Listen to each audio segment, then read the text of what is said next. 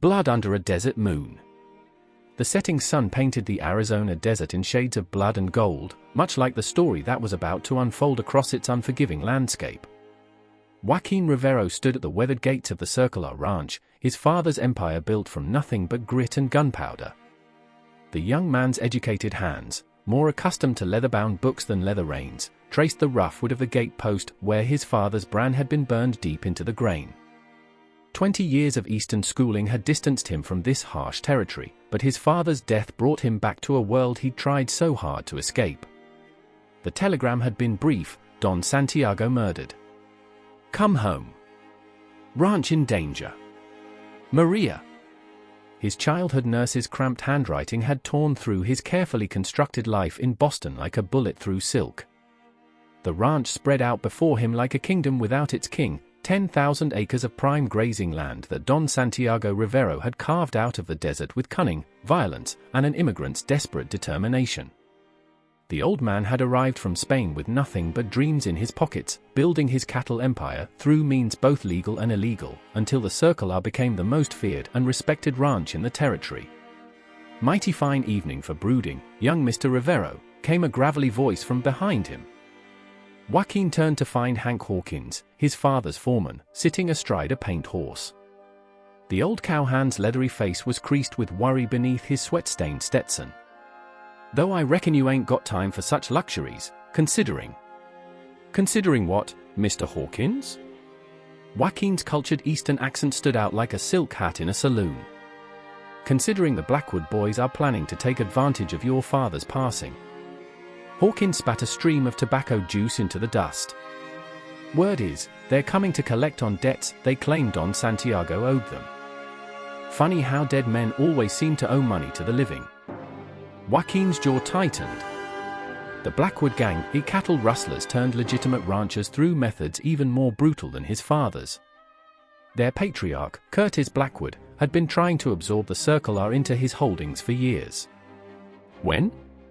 Tomorrow's cattle auction in Diablo Springs.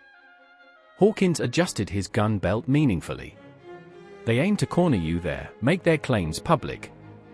Either you pay up with land and cattle, or..." He left the threat hanging in the air like gun smoke. Inside the main house, Maria waited with coffee and conscience. The old woman who had raised him after his mother's death sat ramrod straight in her black dress, her grey hair severely pulled back, her eyes sharp as agave thorns. "Your father's ledger," she said without preamble, sliding a worn leather book across the kitchen table. "Everything you need to know is in there.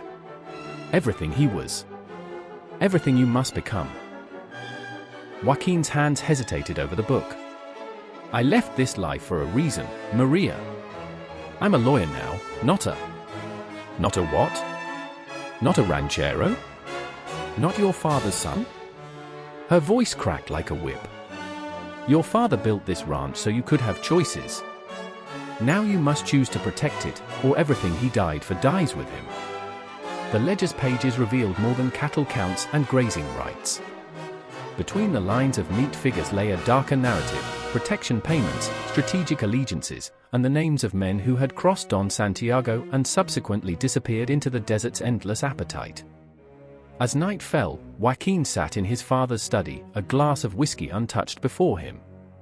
The desert wind whispered through the window, carrying the smell of sage and secrets.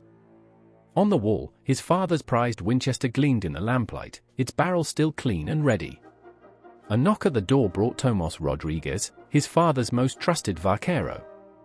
The Mexican cowboy's face was grave in the shadows. "Señor Joaquin, we found tracks.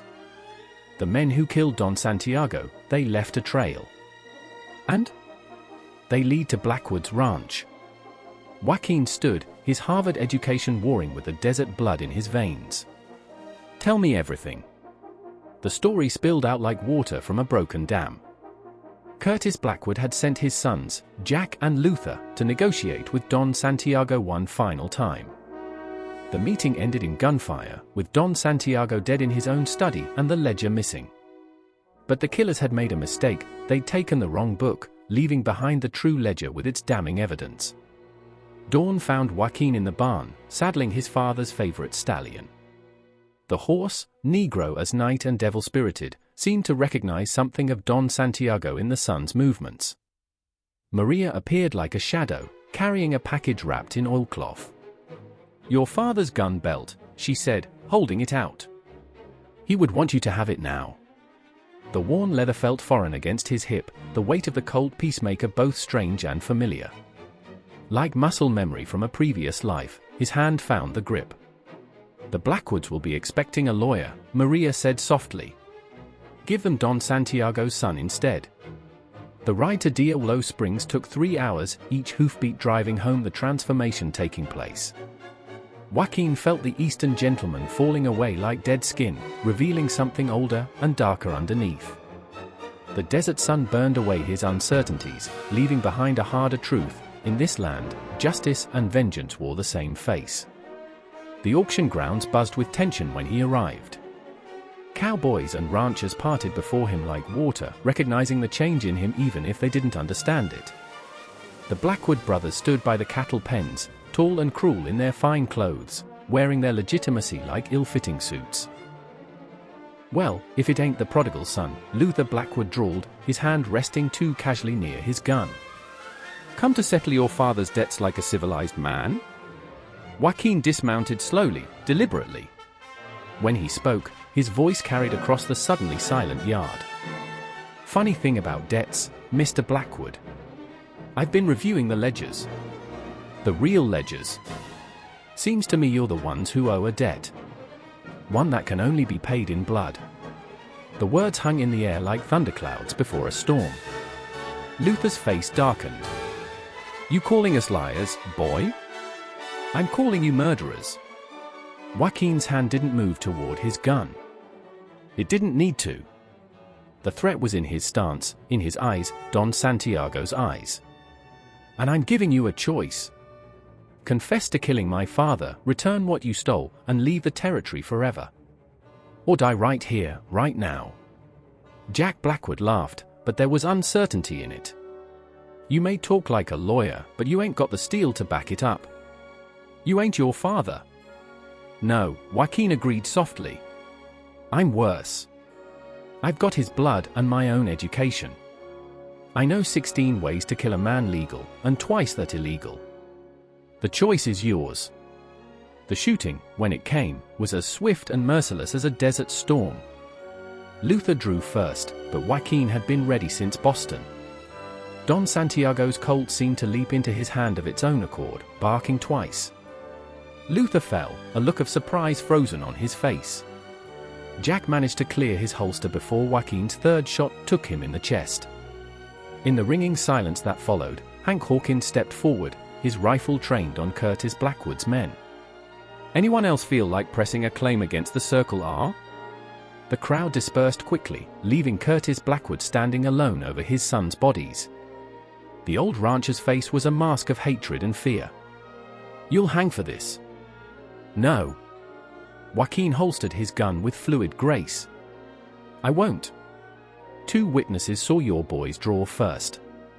3 more will testify about the murder of Don Santiago. The ledger provides motive. As I said, 16 legal ways to kill a man. You taught me that much, at least, when you killed my father." That evening, as the sun painted the desert gold once more, Joaquin stood again at the gates of the Circle R. The weight of the gun belt felt natural now, as did the responsibility settling across his shoulders like a heavy serape. Maria found him there, her face softened with understanding. "Your father would be proud." "Would he?" Joaquin watched the sunset, thinking of the blood he'd spilled, the power he'd claimed. "I became everything I swore I wouldn't." "No, M.I. Hijo." She touched his arm gently. "You became what you always were. A Rivero. The desert knows its own." In his father's study that night, Joaquin opened the ledger again. The pages seemed different now, less a record of crimes than a manual for survival in a harsh land. He began to write, his Harvard-educated hand spelling out the day's events in clean, precise script. Below his signature, he added a quote from Machiavelli, a ghost of his Eastern education: "It is better to be feared than loved, if you cannot be both." The desert wind carried the smell of sage through the window, and somewhere in the darkness, a coyote howled, a sound like laughter, like mourning, like recognition. Joaquin Rivero, son of Don Santiago, heir to the Circle R, lifted his father's glass in a silent toast. The whiskey burned going down, but he welcomed it. It tasted like transformation. In the months that followed, the Circle R prospered under its new master. Joaquin's education served him well, allowing him to expand the ranch's operations through both legal and extra-legal means. The violence of that first day became a carefully wielded tool, used sparingly but effectively. His reputation grew, the Harvard-educated rancher who could quote Shakespeare while gunning down rustlers, who built schools for his workers' children while maintaining iron control over the territory's less savory enterprises. He became what his father had been and more, a man straddling two worlds, wielding power with both brain and bullet. The desert had claimed him, as it had claimed his father before him, transforming an immigrant son into a legend that would be whispered around campfires for generations to come. And if sometimes, in the dead of night, he dreamed of Boston's civilized streets and the life he'd left behind, well, that was a secret between him and the desert wind. The desert, after all, knew how to keep secrets. It had been keeping them since before the first Spanish grandee had looked upon its vast emptiness and seen not desolation, but possibility. In the end, Joaquin Rivero became more than his father's son, he became the desert's own child, as wild and civilized as the territory itself, a law unto himself in a land where law was still being written in blood and bullets. The Circle R's brand burned as deep as ever, marking not just cattle now, but the very future of the Arizona Territory.